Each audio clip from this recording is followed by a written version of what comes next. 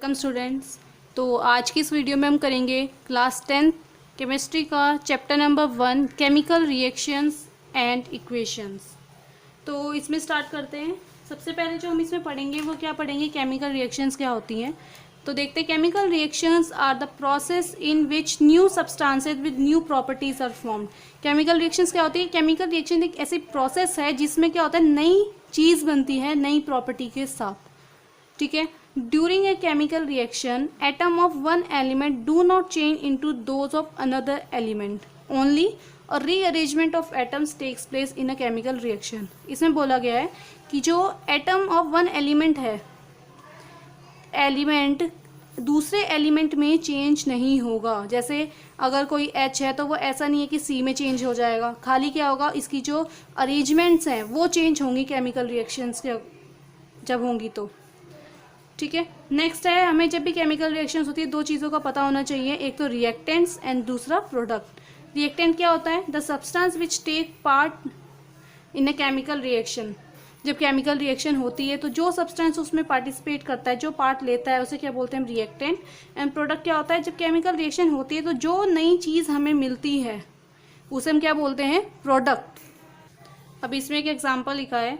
अब वो क्या एग्जाम्पल है? Magnesium and oxygen. इसमें बोला है कि अगर कोई मैग्नीशियम रिबन है, अगर हम उसे हीट करते हैं किसी में एयर में, तो क्या बनता है? मैग्नीशियम ऑक्साइड बनता है। तो हमने यहाँ ये लिखा है मैग्नीशियम प्लस एयर को हम ऑक्सीजन लिखेंगे क्योंकि उसमें ऑक्सीजन प्रेजेंट रहती है, इसलिए मैग्नीशियम प्लस ऑक्सीजन। हीट हमने करा तो इसके ऊपर हमने हीट लिख दिया है, और जब इन दोनों का रिएक्शन हुआ तो क्या बना है? Magnesium oxide. अब आप इसमें ये बताइए कि रिएक्टेंट एंड प्रोडक्ट क्या होंगे। अभी मैंने ऊपर बताया था कि रिएक्टेंट्स क्या होते हैं, जो केमिकल रिएक्शन में पार्ट करते हैं। तो केमिकल रिएक्शन में क्या पार्ट कर रहे हैं? मैग्नीशियम एंड ऑक्सीजन, ये दोनों केमिकल रिएक्शन में पार्ट कर रहे हैं। तो ये क्या होंगे? हमारे रिएक्टेंट होंगे। एंड हमें केमिकल रिएक्शन के बाद क्या चीज़ मिल रही है? नई चीज़ क्या मिल रही है विद नई प्रॉपर्टी के साथ। यहाँ पे मैग्नीशियम एक रिबन था, यहाँ ऑक्सीजन एयर, हमें क्या मिला? Magnesium oxide. और जो कैसा था? White powder. एक नई प्रॉपर्टी के साथ एक नई चीज़ मिल रही है, तो ये क्या होगा? हमें प्रोडक्ट। तो आपको समझ आया कि रिएक्टेंट क्या होता है, प्रोडक्ट क्या होता है? सिंपल था ये तो बहुत। अब जो इसमें नेक्स्ट चीज़ है वो हमें पढ़नी है कैरेक्टरिस्टिक्स ऑफ केमिकल रिएक्शन।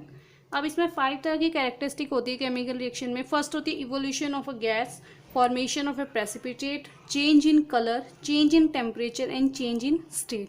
अब इन पांचों जो कैरेक्टरिस्टिक्स है उसको एक एक करके पढ़ेंगे। तो सबसे पहली क्या है इसमें? Evolution of a gas. तो इसे पढ़ते हैं। इवोल्यूशन ऑफ अ गैस का मतलब क्या है? जब भी केमिकल रिएक्शन होती है, जैसे इसमें एग्जाम्पल दिया गया, chemical reaction between zinc and dilute sulphuric acid.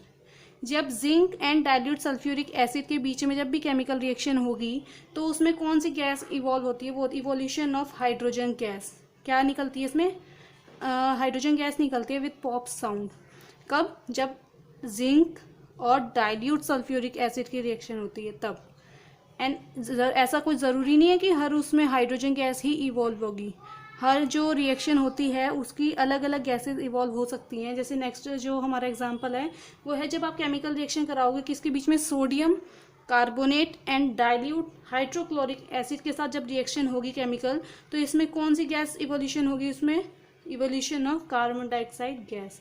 तो ये सिंपल था किसका? इवोल्यूशन ऑफ ए गैस, कि जब भी केमिकल रिएक्शन होगी किसी दो रिएक्टेंट है, दो से ज़्यादा रिएक्टेंट्स में, तो हमारी गैस इवोल्यूट हो सकती है।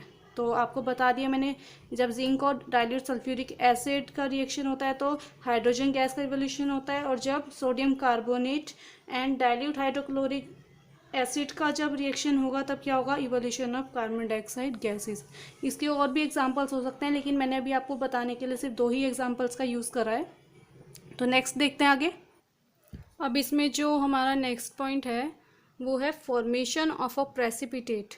फॉर्मेशन ऑफ ए प्रेसिपिटेट से पहले आपको ये पता होना चाहिए, इस पॉइंट को पढ़ने से पहले, कि प्रेसिपिटेट होता क्या है। प्रेसिपिटेट एक सॉलिड प्रोडक्ट होता है विच separate out from the solution during a chemical reaction. जब केमिकल रिएक्शन होती है, जैसे आप टेस्ट ट्यूब में केमिकल रिएक्शन करते हैं, आप इसे लैब में परफॉर्म करते हैं। जैसे टेस्ट ट्यूब है, टेस्ट ट्यूब में आप रिएक्शन करते हैं तो ये लिक्विड होता है, तो इस साइड जब आप रिएक्शन कंप्लीट हो जाती है तो नीचे की तरफ एक सॉलिड प्रोडक्ट बन जाता है, ऐसे दाने दाने के फॉर्म में। वो क्या होता है? प्रेसिपिटेट होता है। और अब क्या होता है, हम इसे सॉल्यूशन में से ना अलग कर सकते हैं बाय फिल्ट्रेशन। एक फ़िल्टर पेपर होता है, जब हम रिएक्शंस करते हैं केमिकल लैब में भी यूज़ करते हैं इसको। अगर हमें प्रेसिपिटेट को अलग करना होता है सॉल्यूशन से तो हम क्या करते हैं, उसे फ़िल्टर कर देते हैं। तो जो फ़िल्टर पेपर पे जो रेजिड्यू बच जाता है वो क्या होता है, प्रेसिपिटेट, और फिल्ट्रेट आपका अलग हो जाता है। तो फॉर्मेशन ऑफ ए प्रेसिपिटेट का जो एग्जाम्पल है वो है जब हम केमिकल रिएक्शन कराते हैं potassium iodide and lead nitrate के बीच में जब रिएक्शन कराते हैं तो क्या बनता है, येलो कलर का प्रेसिपिटेट फॉर्म होता है। कौन से कलर का, येलो कलर का, किसका, लेड आयोडाइड। जब क्या मिलता है, potassium iodide plus lead nitrate, जब इन दोनों के बीच में रिएक्शन होती है तो लेड आयोडाइड का येलो रंग का प्रेसिपिटेट फॉर्म होता है। ठीक है, नेक्स्ट है हमारा change in colour. Change in colour का जो एग्जांपल है वो है citric acid and purple coloured potassium पर मैग्नेट के बीच में जब हम रिएक्शन कराते हैं, किसके बीच में, citric acid and purple colour का होता है पोटेशियम पर मैग्नेट सॉल्यूशन, उसके बीच में जब रिएक्शन कराते हैं हम तो क्या होता है, by change in colour from purple to colourless. अब देखो, अब सिट्रिक एसिड है, जब हम उसको पर्पल कलर के सॉल्यूशन में जब हम वो कराएंगे, रिएक्शन कराएंगे इसकी, तो क्या होगा, जो सॉल्यूशन होगा ना वो पर्पल कलर से चेंज होके जो हमारा प्रोडक्ट फॉर्म होगा वो पर्पल कलर का ना बन के कैसा बनेगा, कलरलेस हो जाएगा। तो इसमें क्या होगा, उसका कलर चेंज हो गया, पहले पर्पल था, पर्पल से क्या बन गया, वो कलरलेस बन जाएगा। तो इसमें क्या हो रहा है, उसका कलर क्या हो रहा है, चेंज हो रहा है। ठीक है, अब इसमें नेक्स्ट हमारा 4th पॉइंट है चेंज इन टेम्परेचर।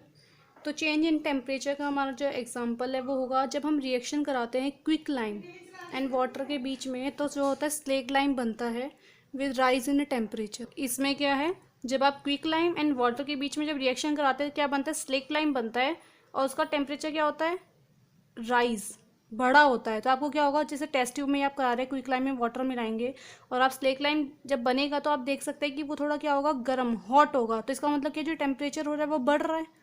नेक्स्ट जो हमारा 5th पॉइंट है वो है change in state. Change in state का मतलब क्या है, स्टेट 3 टाइप्स की होती है, solid, liquid, gas. Change in state का मतलब या तो सॉलिड से लिक्विड में चेंज हो रहा है या लिक्विड से गैस में। तो जो रिएक्शन है हमारी एग्जांपल है उसमें क्या है, जब the combustion reaction of candle wax is characterised by a change in state from solid to liquid and gas. जब कैंडल वैक्स है जो, जब इसका कंबशन रिएक्शन होगी तो जब चेंज होगा स्टेट, किसमें होगा, solid to liquid and gas. जब इसकी रिएक्शन होगी तो वैक्स क्या होगी, सॉलिड फॉर्म में होगी।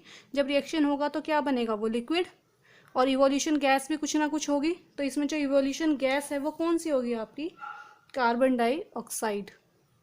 तो ये आपका यहीं ख़त्म होता है ये वाला टॉपिक।